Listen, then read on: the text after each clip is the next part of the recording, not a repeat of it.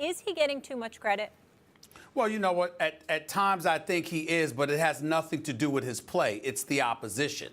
I don't think much of the Indiana Pacers. I don't think much of the Toronto Raptors. I never thought much of them coming into this playoff series. So when I hear everyone bloviating about the greatness of LeBron James, it is undeniable. It's something that we've known all along, and I get that. But when they talk about him with such laudables, it's almost like they're not taking into account he's playing against. It's like being the tallest dude in the little man's contest. What are you saying? I alluded to this yesterday on my final take right here on the show.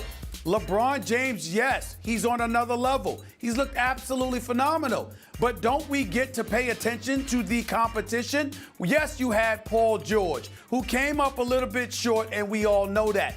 Outside of that, what do you want to give me? C.J. Miles, Lance Stevenson, Jeff Teague, Miles Turner. Let's go to Toronto. Yes, Kyle Lowry was hurt. Okay. DeMar DeRozan shoots 26% from three-point range. We know he's not a threat from the three-point line. He can play. He's a baller, average 27 a game, but LeBron James is tailor-made. I mean, he's tailor-made for LeBron James. Tailor-made. And then you got Serge Ibaka, P.J. Tucker, Patterson. And don't get me started with Valanciunas. I mean, please. And so I just look at it and I'm saying, okay, I can't wait for Golden State. I know what LeBron is capable of doing. I know he's one of the top 5 players of all time. I get all of that. I get the conversations. But I'm like, are we paying attention to who he's played against thus far?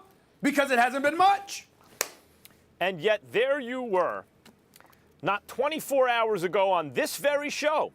People saw it. I hope they remember. Claiming that LeBron James is playing the best basketball of his entire career. Yes. In spite of the fact that I pointed out that he played better than this statistically against the Warriors in the finals in the last 2 seasons. Don't lie to the American public. I said to you, I understand that, but I gave him credit for the leadership more so than his play. That's what I talked about, because I'm looking at other dudes. What's the matter? Is the soup too hot? No. Is the soup too cold? No. Spoon. Aha! Right, Stephen A. Lord. You just that's right. What is this? That's Coming to America? Is that Coming to America? Is that what that was? Coming to America with Eddie Murphy and the ball? Right. Is that what that was? Okay, I got it. You should have gotten an Academy Award for that. I just wanted to make sure. I just wanted to make sure. I wanted to make sure we knew. Okay. They got that barbershop conversation just right.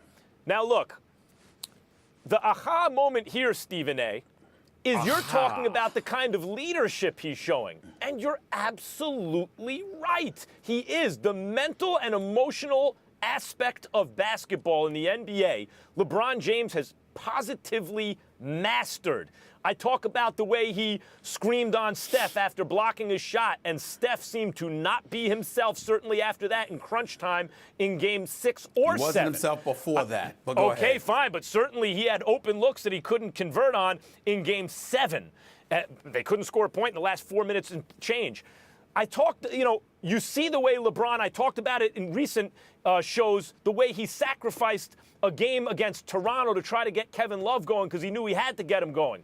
The way they were kind of picking mismatches with him and Kyrie in the first 3 quarters of that Game 7 against Golden State before LeBron knew, okay, it's time for Kyrie and me to take over. The way he rested for a week last year or 2 years ago because he knew his body needed it. The way he stopped playing defense this year so he could turn it on in the finals. The mental and emotional components of the game that he has totally mastered and improved since he was a young player by leaps and bounds is the reason that he's not getting too much credit right now.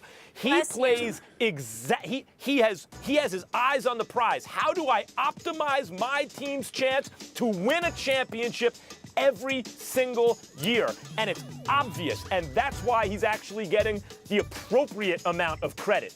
Just enough to sweep the Pacers, even though there were some competitive games there and the Pacers aren't that good.